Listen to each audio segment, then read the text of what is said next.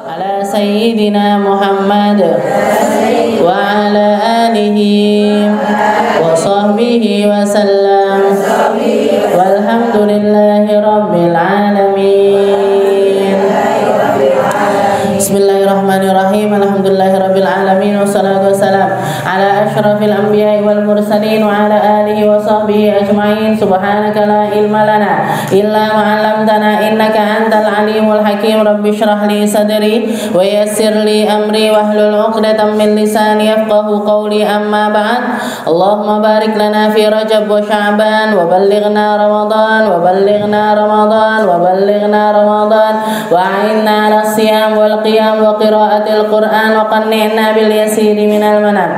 Alhamdulillah, segala puji bagi Allah Subhanahu wa taala. Pagi hari ini kita kembali menjadi hamba-hamba Allah taala yang dapat jatah langkah baca Rotibul Haddad, dapat jatah untuk bersalawat kepada Nabi Muhammad, membaca sebagian dari Al-Qur'an, berzikir serta dilengkapi dengan kajian keilmuan. Semoga apa yang kita usahakan ini menjadi pertanda bahwasanya kita ini hamba-hamba yang Allah Ta'ala pengen kita jadi orang baik, pengen menggolongkan kita bersama orang-orang baik, mau masukkan kita ke tempat yang baik sehingga kita pantas untuk masuk ke dalam surganya Allah Subhanahu wa Ta'ala.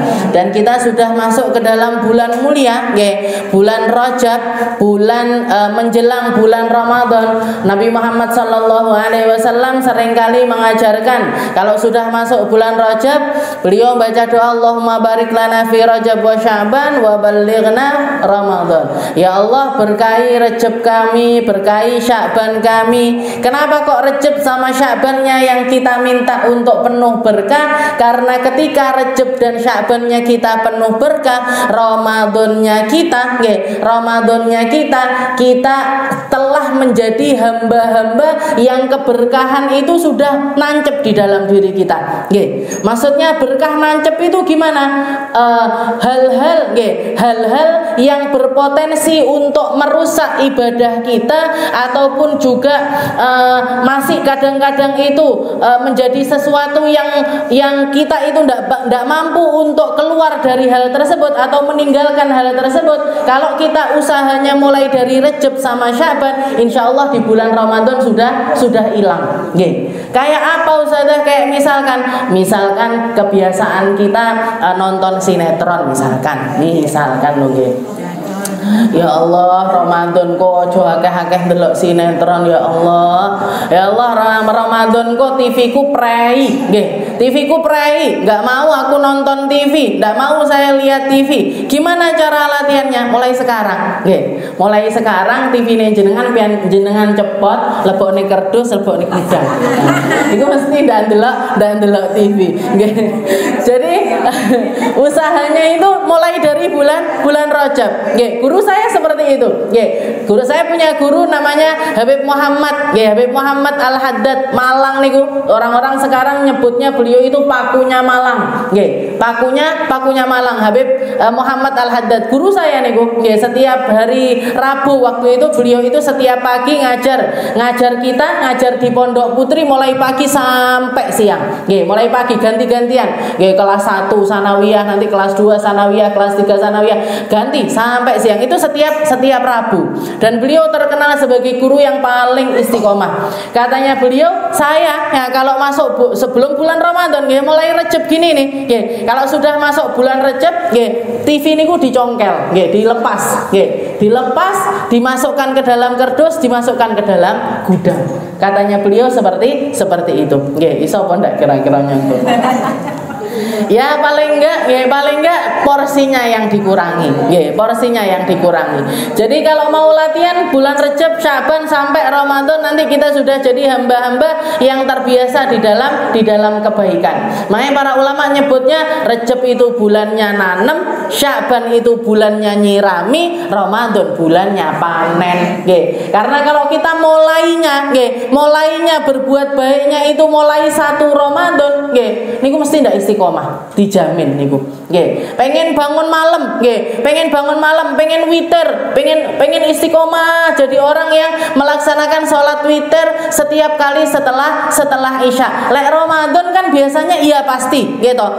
Sholat Isya, habis itu taraweh, habis itu witir, gitu. Langsung ditutup dengan witir. Ini mereka yang ndak belajar mulai Rejab sama Sya'bannya, nggih. Niki mesti model-modelane wong-wong sing taraweh itu rame di 10 pertama aja. 10 pertama melok nggih, taraweh sampai selesai, wiritane melok, napa istilahnya tausiahnya masih ikut, habis itu sampai witirnya juga ikut, sampai selesai ikut, nggih, sampai selesai ikut. Baru seminggu pertama wis mulai wis tak diskon titik lah, nggih. Diskon titik, wiritane setelah witir ndak ikut, nggih. Habis itu didiskon lagi, wis witire ndak usah, nggih. Baru 10 hari terakhir wis garek. Wis pokoke tarawih 8 rakaat, nggih.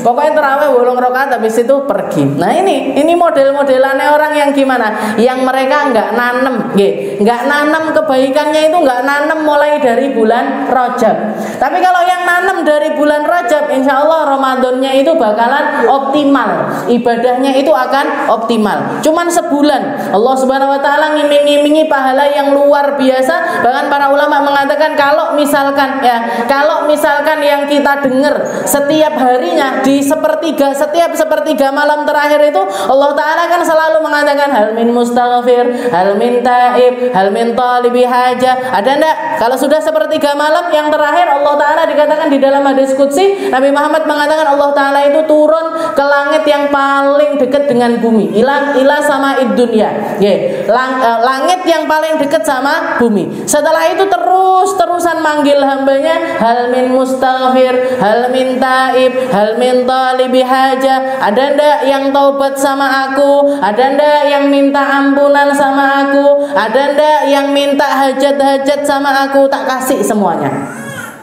tak terima semuanya, tak ampuni semua dosa-dosanya. Itu setiap sepertiga malam yang terakhir.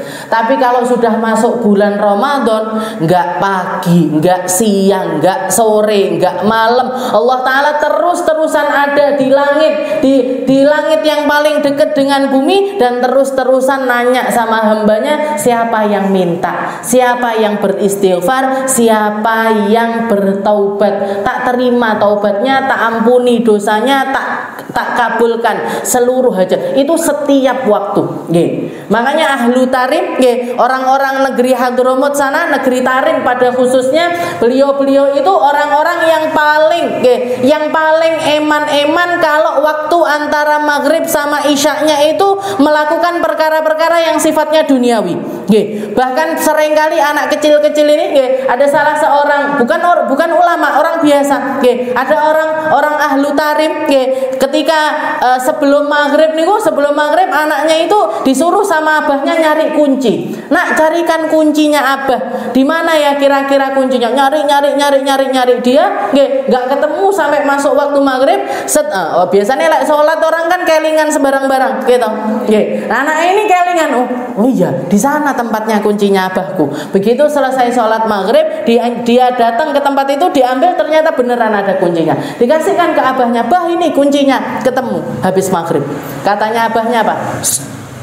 Nggak layak untuk kita melakukan apapun atau memikirkan apapun yang sifatnya duniawi di antara maghrib sama isya. Di antara maghrib sama isya, saking berharganya waktu tersebut.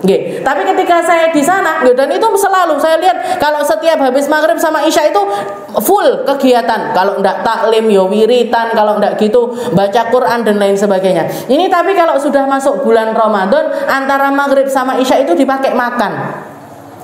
Jadi biasanya kita itu azan itu cuman makan ringan, syurbah, biasanya bubur, kalau ndak gitu korma atau gorengan, seperti itu aja, makanan ringan. Kayak adewe kolak gitu, kolak loro lek adewe. Terus gorengane ya, pokoknya makan sedikit, makan temilan sekedar untuk membatalkan puasa. Setelah itu langsung sholat maghrib, nggih. Sholat maghrib, dan kalau di Tarim itu nggih, di Hadramut sholat maghribnya itu kalau masuk bulan Ramadan sholat maghrib, sholat fardu itu 2 kali. Nggih. Jadi kalau begitu masuk awal pertama Ramadan maghrib gitu, begitu masuk awal malam pertama di mana kita tarawih malam itu, nggih, itu langsung habis sholat maghrib, imamnya mundur, selesai salam niku nggih, imamnya mundur, ganti imam baru, sholat maghrib lagi. Nggih, isya nggih ngoten. Setiap hari sampai akhir Ramadan. Kita tanya kenapa kok seperti itu? Kalau kita perempuan, nggih, mesti bolong-bolongnya sholat itu banyak, nggih. Yang antara ketika mau haid, ketika selesai haid, kadang-kadang yang enggak ngerti ilmu hal-hal semacam itu diremehkan. Nah, untuk ngodoi hal tersebut dilaksanakannya di bulan Ramadan setiap kali selesai sholat. Nggih. Jadi sholat maghrib, habis itu sholat maghrib lagi, habis itu wiritan, habis wiritan sholat tasbih, nggih. Sholat tasbih 4. Jadi sholat tasbihnya setiap malam orang Tarim niku nggih. Jadi sholat tasbih 4 rakaat. Setelah selesai sholat maghrib 4 rakaat, dipersilahkan, terserah yang mau nyempurnakan jadi 6 rakaat. Karena kalau sholat ba'diyah maghrib niku kan biasanya awabinnya atau yang disebut awabin itu kalau kita sholatnya 6 rakaat, selesaikan 6 rakaat. Selesai sholat, langsung makan malam. Jadi makan berat. Nah, makan beratnya itu antara maghrib sama isya, belum isya. Jadi makan nasi.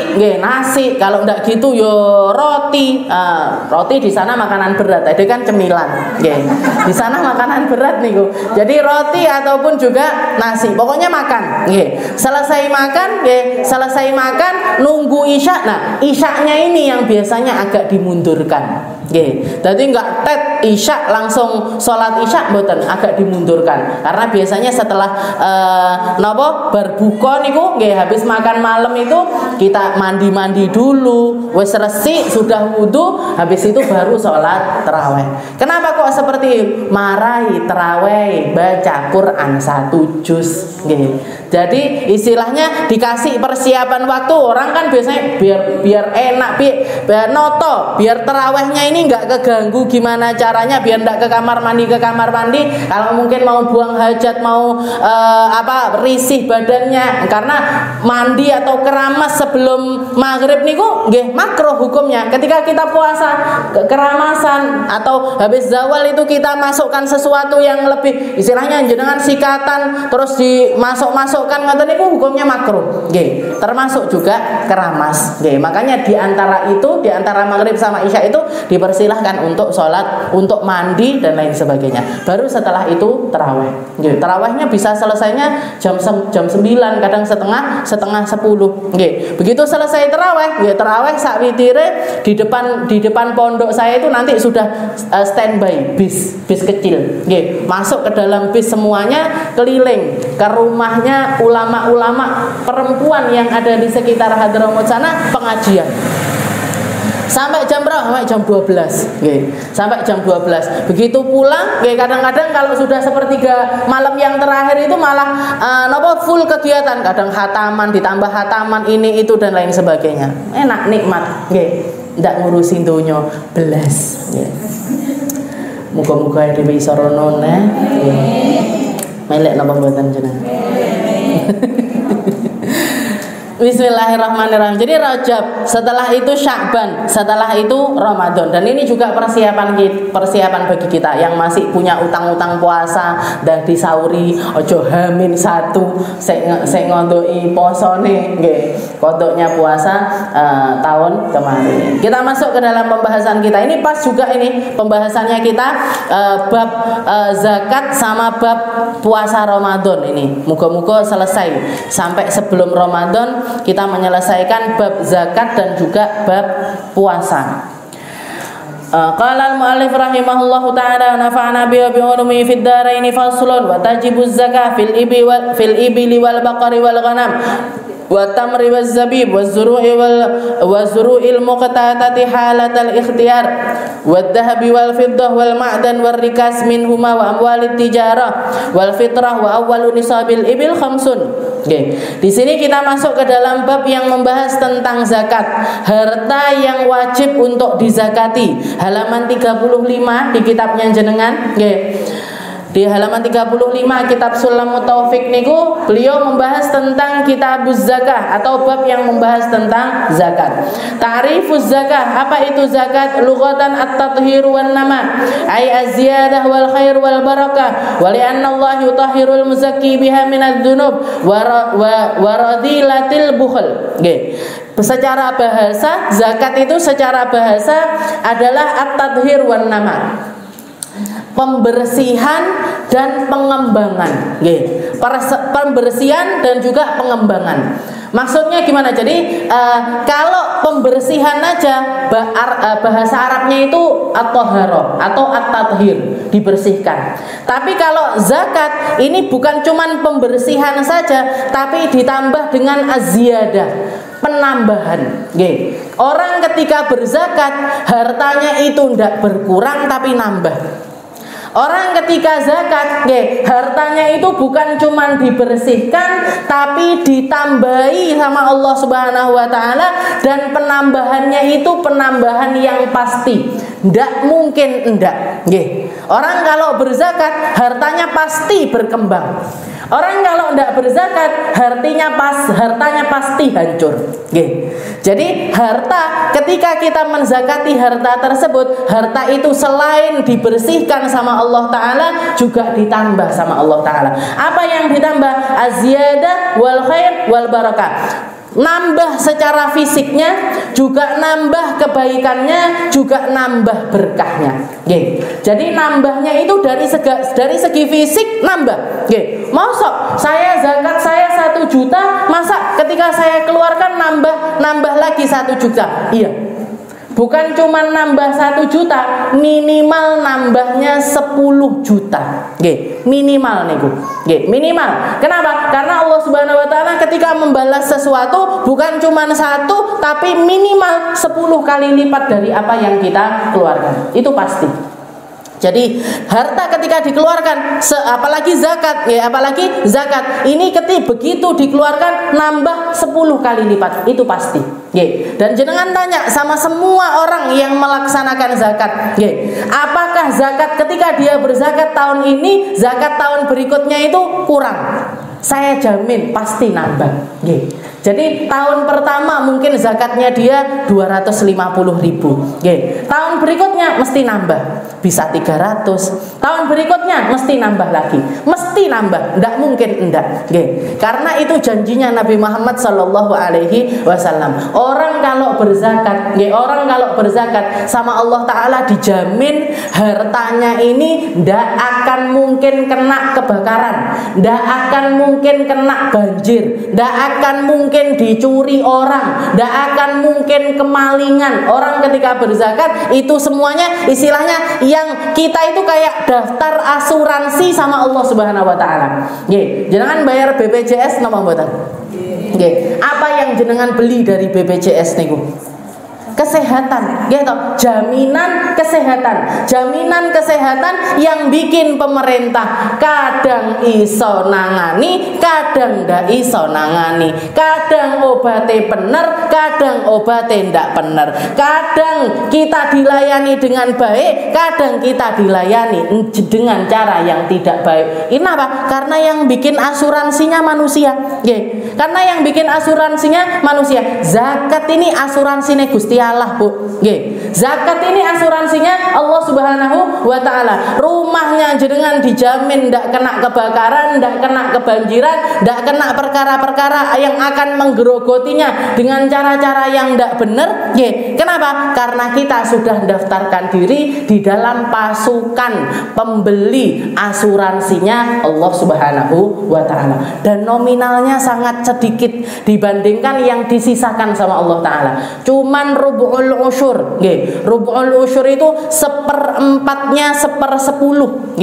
Jadi harta kita 100%, 10%-nya masih dari 10% ini tadi diambil 1/4-nya. Jadi kalau dibilang persenannya 2,5%.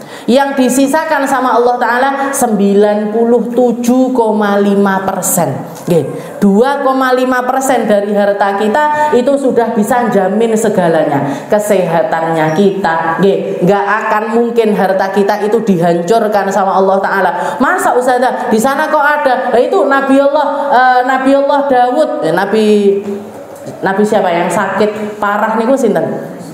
Nabi Ayub, pernah kaya raya, punya harta banyak, punya anak banyak, punya kebun banyak, tapi kok dihancurkan sama Allah Ta'ala. Nah, ini lain ceritanya.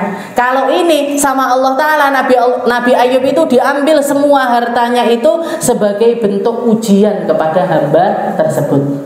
Sebagai bentuk ujian kepada hamba tersebut. Orang kalau misalkan, oh berarti saya bayar zakat kok masih kena kebanjiran, masih kena. Nah, itu jaminan ketika kita kena musibah-musibah yang semacam itu pun kita akan tetap menjadi hamba-hamba yang bisa menerima bahwasanya itu adalah ujian dari Allah Subhanahu wa Ta'ala. Tidak akan protes, tidak akan merasa, bahkan mungkin dia akan menjadi hamba yang bersyukur ketika kejadian tersebut terjadi kepada dirinya. Tapi untuk orang-orang yang tidak kuat, wong iki tidak kuat, lek kena kebanjiran mesti ngresulo. Ini orang nggak kuat, ini dia kalau hartanya kena kebakaran dia pasti akan menjadi hamba yang keluar dari jalannya Allah Subhanahu wa Ta'ala. Maka ketika dia bayar zakat, dia tidak akan pernah kena kejadian-kejadian yang semacam itu. Kenapa? Karena hatinya belum kuat. Tapi selain itu, zakat ini bukan cuma nambahi harta kita, tapi juga nambahi kebaikan serta berkah dari harta kita. Wali'annallahi yutahhirul muzakki biha minadz dzunub wa radhilatil bukhl. Dan ketika orang bayar zakat, Allah Ta'ala sebenarnya sedang membersihkan dia, si muzakki ini tadi, orang yang mengeluarkan zakat itu tadi sedang dibersihkan dosa-dosanya, juga dibersihkan dari salah satu sifat yang paling buruk. Napa niku? Medit. Salah satu sifat penyakit yang sangat buruk sekali, orang kalau ketahuan bakhil, mesti ndak duwe kanca. Kalaupun kekancan ndak mungkin nyaman. Nggak mungkin nyaman. Jenengan langsung bayang nih orang yang bakhil-bakhil, napa jenengan bayangkan diri sendiri. Karena Nabi Muhammad orang kalau bakhil, al-bakhilu, orang bakhil itu dijauhi manusia, dijauhi Allah Ta'ala, dijauhi siapapun juga. Sedangkan orang yang dermawan dicedeki kabeh uang. Orang kalau dermawan sukanya nraktir, nggak ngenteni traktiran terus. Sukanya nraktir, ketimbang ditraktiri orang. Sukanya ngasih ketimbang mengharap dikasihi orang. Orang kalau napa bakhil mesti gak disenengi orang. Kekancan ndak enak, bertetangga ndak enak, serawungan ndak enak. Ndak enak jenengan ngurusi arisan, misalkan arisane PKK atau arisan iki lek bayar angel ram lek betok dhisik dhewe. Dicek napa mboten? Dicek. Iki wong sing ngene iki sing ngene diceng semuanya sama orang. Dudelekne wis betokane dhek ben keri dhewe pisan. Mesti seperti itu, enggak enak, Bu. Enggak enak. Dan ini sifat yang juga Allah Subhanahu wa Ta'ala itu enggak senang. Dan Allah Ta'ala enggak ridho seorang muslim itu jadi orang bakhil. Allah Ta'ala enggak ridho kalau ada orang muslim itu jiwanya miskin, itu Allah Ta'ala enggak ridho. Orang bakhil itu kan jiwanya miskin, ngerasa kurang terus, ngerasa rugi kalau ngasih makan orang, ngerasa rugi kalau rumahnya itu ketempatan, ngerasa rugi kalau ngopeni orang. Jadi nraktir orang, misalkan nraktir makanan sak piring itu berapa? 15.000, 20.000, itu koyo abot banget. Orang bakhil itu kan seperti itu, abot banget, cuman ngasih makan orang. Jadi misalkan betokan terus dia kena ketempatan rumahnya, sak piring piro iki regane? Adewe apa iki? Banyu putih ae lah, ini ae lah, sing murah-murah ae lah, wis sing enggak ribet-ribet, seperti itu. Jadi jiwanya ini jiwa miskin, meskipun saldo rekeningnya banyak, Meskipun hartanya 1 miliar, 2 miliar, tapi kalau jiwanya miskin, hidupnya ndak akan mungkin bisa enak. Yang enak nih apa? Ketika kita kaya, kita punya jiwa kaya. Ketika kita miskin pun kita punya jiwa kaya. Akhirnya apa? Ndak mengharapkan bantuan orang, ndak mengharapkan uluran tangan orang. Saya bisa, saya cukup, meskipun cuman makan nasi sama garam pun sing penting wareg. Sing penting anakku sekolahnya kebayar. Sing penting, yang penting pakai baju pantes.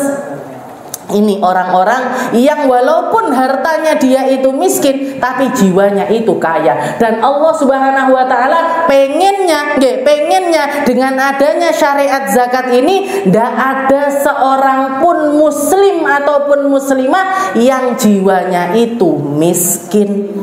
Allah taala ndak seneng sama orang miskin yang memiskin-miskinkan diri. Miskinkan diri itu gimana, Ustaz? Ya wis melas macak melas pisan.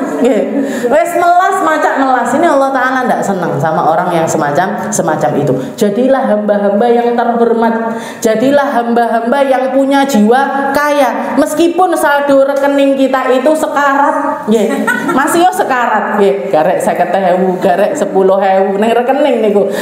Di rekening cuman ada harta segitu. Tapi jadilah hamba-hamba yang punya harga diri. Itu yang ingin dibersihkan sama Allah Ta'ala dengan adanya syariat zakat. Belajar berbagi sesulit apapun kita, belajar belajar menjadi orang yang menderma seperti apapun keadaannya kita. Dan orang ketika punya jiwa kaya, kekancan dia mau temenan sama orang kaya sekalipun, terhormat tetepan.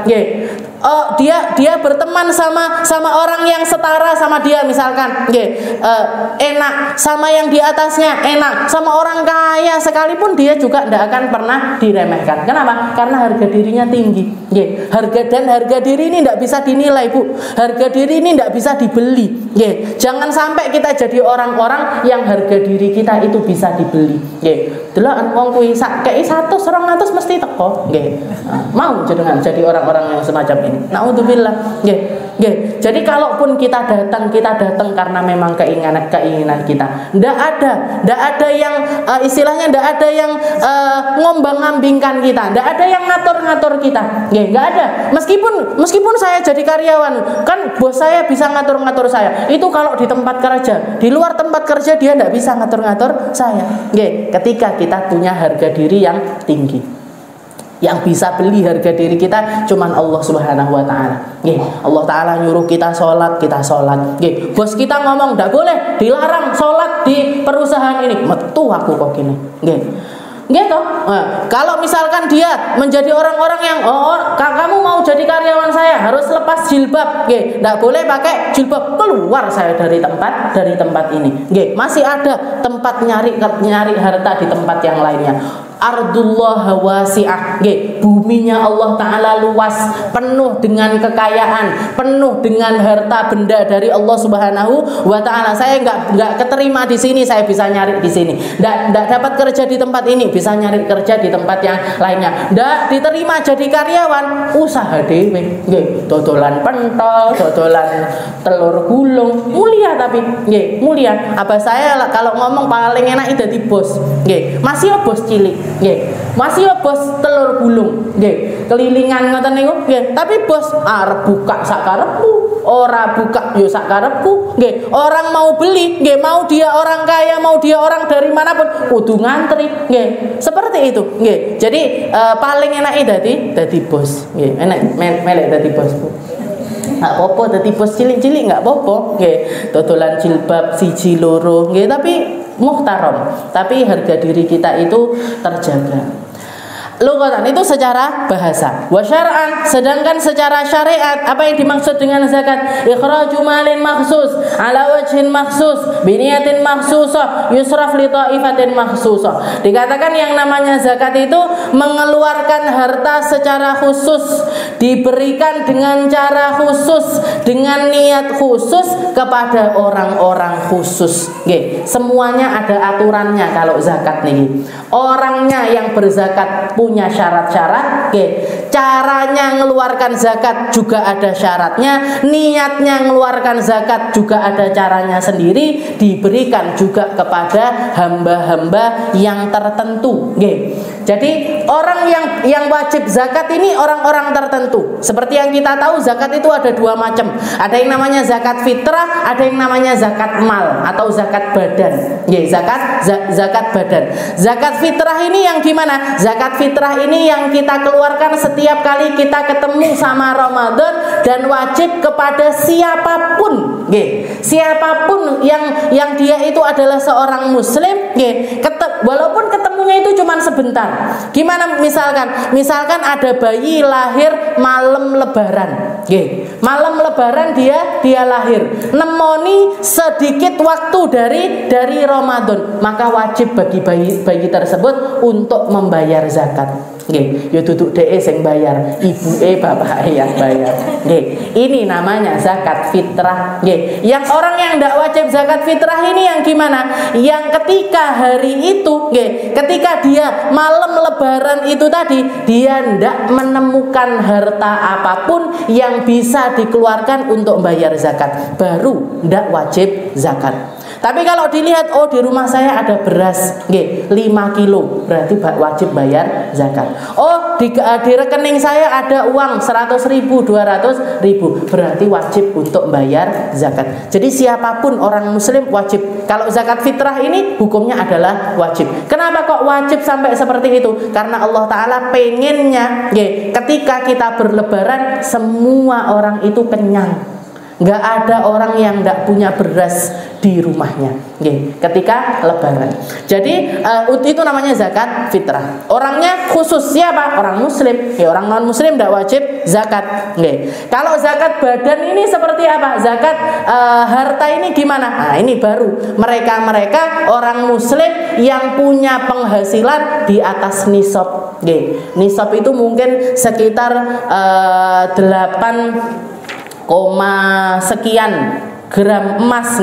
Like dinominalkan mungkin sekitar mereka yang penghasilannya itu di atas 80 sampai 90 juta setahun. Mereka yang punya penghasilan segitu baru wajib untuk bayar zakat. Zakatnya berapa? 2,5% dari keseluruhan hartanya tersebut. Saya PNS wajib bayar zakat apa enggak? Jangan hitung, dihitung. Gaji bulanan itu kalau dihitung selama setahun berapa? Setelah itu dikurangi sama utang. Tapi saya setiap bulan bayar cicilan motor yo nyicil, mobil yo nyicil, omah yo nyicil, kudung yo nyicil, kaos kaki yo nyicil. Ya wes dikurangi utang itu tadi. Dikurangi utang, kalau masih mencapai di atas nisab baru wajib bayar zakat. Kalau di bawahnya nisab maka tidak wajib bayar zakat. Ini tahunan. Zakat tahunan, sama zakat fitrah juga tahunan, zakat harta juga adalah tahunan. Muternya itu selama 1 tahun kerjanya kita. Makanya jangan kalau punya anak-anak mulai usia 17, 18 ini kan mulai kerja, mulai belajar kerja, mungkin ikut orang atau mungkin magang di sini. Jangan langsung ingatkan, Dek, mulai awal pertama kali kerja ditandai tanggalnya atau minimal bulannya. Misalkan saya kerja mulai bulan Muharram atau saya mulai kerja bulan Januari. Kenapa, Mi? Kok ditandai? Biar nanti ketika ketemu Januari lagi kamu punya hitung-hitungan, kamu ini orang yang wajib zakat apa tidak. Kamu ini orang yang wajib zakat apa? Enggak. Jadi Januari misalkan kita mulai kerja, Januari tahun berikutnya langsung hitung-hitungan. Gaji saya bulan ini segini, bulan ini segini, bulan ini segini. Dan otomatis ketika orang yang dipikirkan itu zakat, berarti yang dibenahi sama dia itu administrasi. Ada pembukuan.